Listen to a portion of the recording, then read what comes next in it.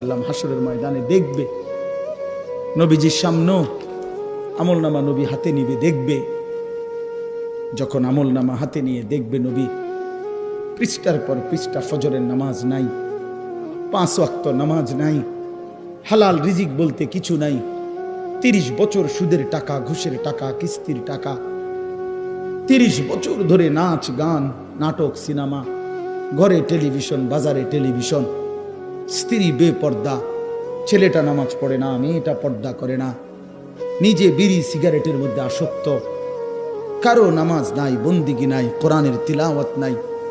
এই আমলনামা দেখে আল্লাহর কসম নবী জিজ্ঞাসা করবে, উম্মত এত বড় বেইজ্জতি তুই আমার কেমনে করলি? উম্মত আমার সামনে এটা তুই কি দিলি? তুমি কি জানো উম্মত, আমি 23টা বছর টানা তোর জন্য কেঁদেছিলাম উম্মত।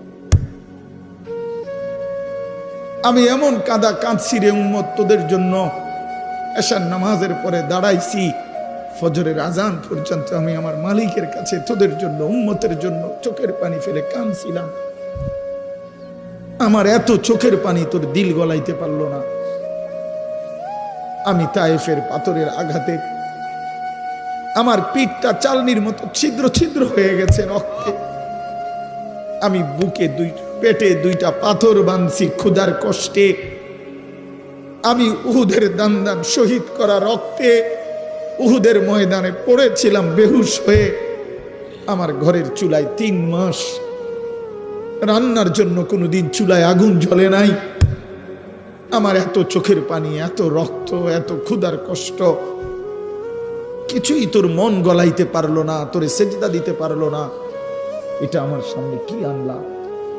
আমি এই আমলনামা নিয়ে আল্লাহর সামনে কেমনে দাঁড়াবো? আমি কেমনে বলবো আমার মালিকের কাছে আমি কি সুপারিশ করব? আমি কেমনে বলবো রব্বুল আলামিন এটা আমার শ্রেষ্ঠ নবীর শ্রেষ্ঠ উম্মতের আমলনামা?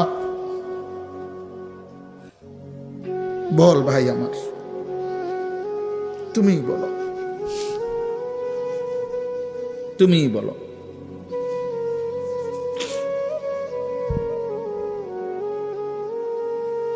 এত বিপুল পরিমাণ মুসলমান আমরা, 92% চাইতে বেশি মুসলমান আমরা, অথচ তারপরেও ইসকনের উগ্র হিন্দু সন্ত্রাসীরা আমার মুসলমান ভাইয়ের জবাই করে ফেলছে, রক্ত লাল করে ফেলছে জমিন।